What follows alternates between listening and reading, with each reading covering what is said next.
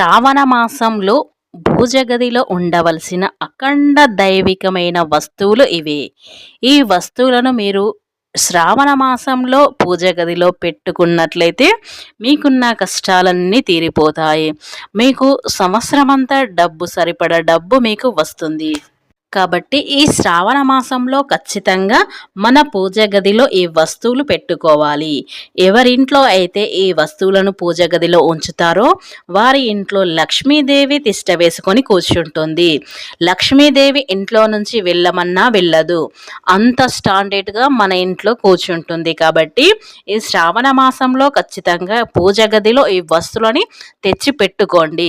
ఇక మీకు సంవత్సరం అంతా తిరిగే ఉండదు. ఇక మీకు రాజయోగం ఏర్పడుతుంది. మీ కష్టాలనేవి ఈ శ్రావణ మాసంలో తీరిపోతాయి. కాబట్టి మనకున్న కష్టాలన్నీ తీరిపోవాలి అంటే ఖచ్చితంగా శ్రావణ మాసంలో పూజ గదిలో ఇవి పెట్టుకొని చూడండి. మీరే ఆశ్చర్యపోయే విధంగా మీరు ఎదుగుతారు. ఇక మీకు రాజయోగం పడుతుంది. ఇక మీరు పట్టిందల్లా బంగారమే అవుతుంది. కాబట్టి మనం ఏ వస్తువులు పెట్టుకోవాలో ఇప్పుడు మన ఛానల్లో తెలుసుకుందాం. మనకు 2024 ఆగస్టు 5వ తేదీ నుండి శ్రావణ మాసం ప్రారంభం అవుతుంది. శ్రావణ మాసం అంటే లక్ష్మీదేవికి ఎంతో ఇష్టం. ఈ శ్రావణ మాసంలో సకల దేవతలకు ప్రీతికరమైన శ్రావణ మాసం. ప్రతిరోజు పండుగలు, ఆడపడుచులు సంతోషంగా ఉండే మాసం. కలియుగ దైవ శ్రీ వెంకటేశ్వరుడు జన్మించిన శ్రావణ నక్షత్ర పేరుతో వచ్చే ఈ మాసం అంటే శ్రీ మహావిష్ణువుకు ఎంతో ఇష్టం. వరలక్ష్మి వ్రతం, గౌరీ, సుబ్రహ్మణ్య, రాఘవేంద్ర, వృషభాది దేవతలకు కూడా అత్యంత ప్రీతికరమైనది. ఈ మాసంలో వచ్చే ముఖ్యమైన పండుగలు విశిష్టత చాలా ఉంటాయి. లక్ష్మీదేవికి ఇష్టమైన ఈ నెలలో రోజు ఉదయం, సాయంత్రం మహిళలు దీపారాధన చేస్తే దీర్ఘ సుమంగళి యోగం, అష్ట ఐశ్వర్యాలు సిద్ధిస్తాయి. ఈ తిథుల్లో సంబంధం లేకుండా అష్టమి, నవమి, అమావాస్య రోజుల కూడా పండుగలు, పూజలు చేసే అత్యంత శుభప్రదమైన మాసం ఇదే.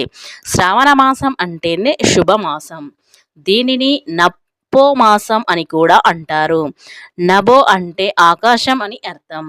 ఈ నెలలో వచ్చే సోమవారాలు, మంగళవారాలు, శుక్రవారాలు, శనివారాలు ఎంతో పవిత్రంగా భావించే శ్రావణ మాసంలో ఇల్లు, ఆలయాలు భగవాన్ స్మరణతో మారుమ్రోగుతాయి.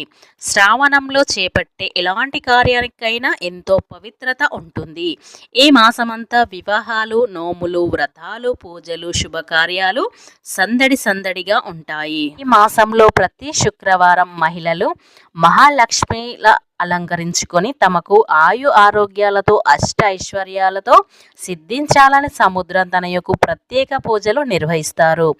పురాణాల ప్రకారం పాల సముద్రం మదనంలో ఉద్భవించిన హలాహలాన్ని పరమశివుడు శ్రావణ మాసంలోనే సేవించి నీలకంఠుడిగా లోకాన్ని ఉద్ధరించాడు. ఈ మాసంలో ఒక్కో రోజుకు ఒక్క దేవతలని పూజిస్తారు. అంటే సోమవారంలో శివునికి అభిషేకాలు, మంగళవారం గౌరీ వ్రతం, బుధవారం విఠాలుడికి పూజలు, గురువారం గురుదేవునికి ఆరాధనం, శుక్రవారం లక్ష్మీ తులసి పూజలు, శనివారం హనుమంతుడి, వెంకటేశ్వరుడి, శనీశ్వరుడి ప్రత్యేక పూజలు చేస్తారు.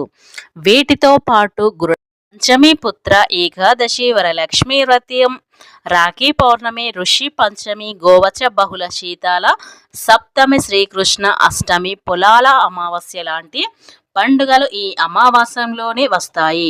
ఇలాంటి పవిత్రమైన మాసంలో శ్రావణ మాసంలో ఖచ్చితంగా పూజా మందిరంలో ఈ వస్తువులు ఉన్నట్లయితే మీకు అఖండ రాజయోగం ఏర్పడుతుంది. కాబట్టి పూజ గదిలో ఏ వస్తువులు పెట్టుకోవాలో ఇప్పుడు మన ఛానల్లో తెలుసుకుందాం. అంతకన్నా ముందు నా చిన్న రిక్వెస్ట్ అండి, వీడియో పూర్తిగా చూడండి, నచ్చితే లైక్ చేయండి. మా ఛానల్ని కొత్తగా చూసినట్లయితే సబ్స్క్రైబ్ చేసుకోవడం మర్చిపోకండి.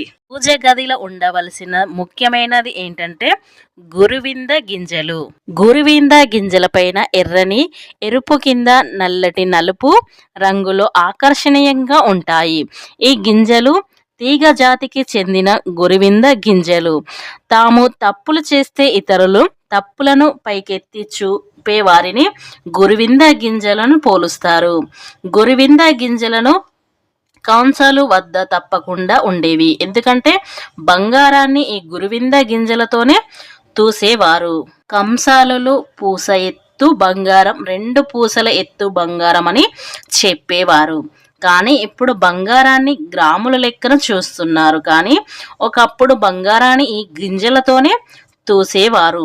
బంగారం అంటే లక్ష్మీదేవి, బంగారాన్ని కూడా గురువింద గింజలతో తూచడం అంటే గురువింద గింజలు లక్ష్మీదేవి కటాక్షాన్ని కలిగించేవని అర్థం.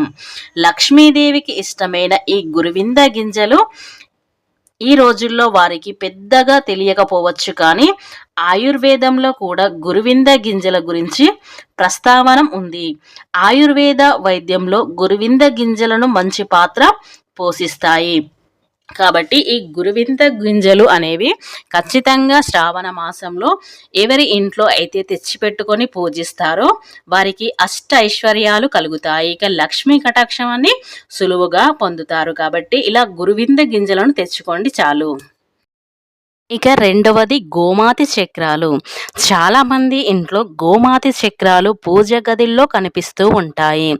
నత్తగుళ్ళ పైన ఉండే డొప్ప మాదిరిగా ఇవి ఉంటాయి.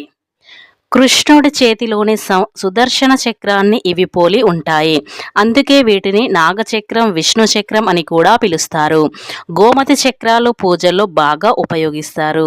ఇవి ఉంటే నరదృష్టి నుంచి కాపాడుతుందని నమ్ముతూ ఉంటారు. అందుకే చాలామంది మెడల్లో కనిపిస్తూ ఉంటాయి. ఇవి లాకెట్లాగా ధరిస్తూ ఉంటారు.